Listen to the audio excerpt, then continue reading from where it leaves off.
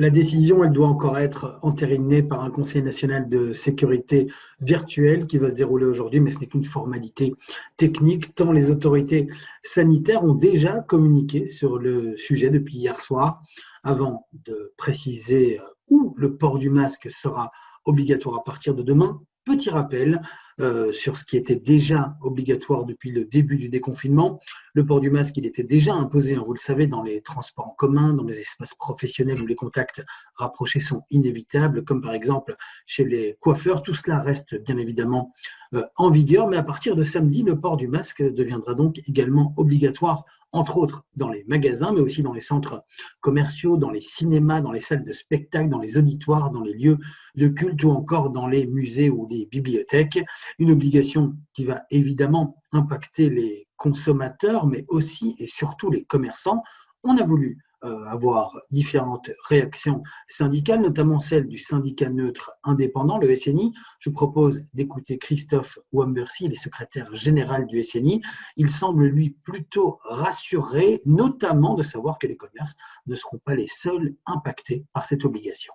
Pour le SNI, la préoccupation première, puisque nous n'estimons pas avoir à juger de l'opportunité ou non de la décision scientifique ou en tout cas sanitaire, puisque nous ne sommes pas responsables dans ce domaine-là. Néanmoins, on a veillé évidemment qu'on ne cible pas et qu'on ne pointe pas du doigt le monde du commerce, donnant alors le sentiment qu'il serait moins sûr ou moins rassurant de faire son shopping dans les commerces, mais que bien évidemment ce soit le principe du risque qui soit pris en compte et que tous les lieux reprenant les mêmes critères, c'est-à-dire lieux fermés où plusieurs personnes peuvent se rencontrer, soient évidemment soumis aux mêmes règles, ce qui est le cas, puisque aussi bien le commerce que les bibliothèques ou les églises seront contraints d'imposer le port du masque à l'intérieur de leurs locaux. Ce qui est important, c'est bien évidemment que la police fasse son travail au niveau du respect de la mesure du port du masque obligatoire,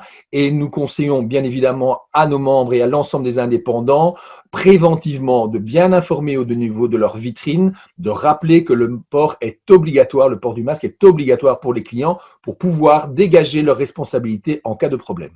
Alors, il faut savoir que les magasins qui ne feront pas respecter l'obligation du port du masque dans leurs enseignes pourraient s'exposer à une fermeture de leur établissement. Quant aux clients qui ne respecteraient pas ce port du masque, on parle d'une amende qui pourrait aller jusqu'à 250 €. Dans la grande distribution, les employés portent le masque depuis le début de cette crise. Ils sont donc rassurés de voir qu'enfin les clients, eux aussi, vont porter un masque. Myriam Delmé, présidente du 7K, voit cette annonce d'un bon œil. Elle rappelle surtout qu'il est plus simple de porter un masque quelques minutes quand on fait son shopping plutôt que toute une journée quand on travaille dans la grande distribution. On a toute une série d'entreprises qui prennent quelques largesses avec les mesures de distanciation sociale. Je m'explique, on fait rentrer plus de monde dans les magasins. Le gouvernement a pris une décision il y a une quinzaine de jours d'autoriser le retour dans les magasins à plusieurs personnes. Ça veut dire qu'il y a plus de monde au mètre carré. Donc la distanciation, le respect de la distanciation sociale est bien moins aisé que ce qu'il l'était au début du déconfinement. Et donc le fait maintenant de contrebalancer ce type de mesures par le port du masque fait qu'effectivement les gens sont un peu plus rassurés sur le fait que le virus ne va pas se propager. Parce qu'il y a eu toute une série de mesures déjà d'assouplissement. On voit que la formalité du gel hydroalcoolique, on la respecte moins, que dans certaines enseignes, on commence à réouvrir les cabines d'essayage dans les magasins de textiles.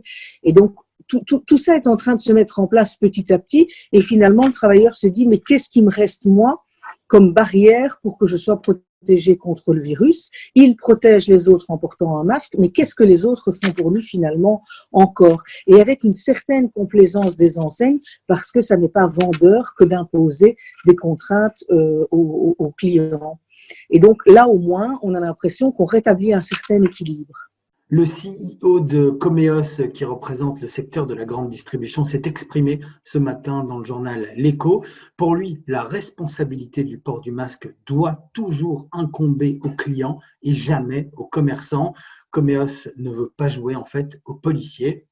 En dehors des discussions et des débats sur le port du masque qu'on peut entendre depuis des mois maintenant, cette annonce, elle s'explique également d'un point de vue sanitaire par la difficulté de voir les nouveaux cas de Covid diminuer. On voit que cette baisse tend à disparaître, ainsi que par de nombreux pays voisins qui voient, eux, leurs chiffres augmenter.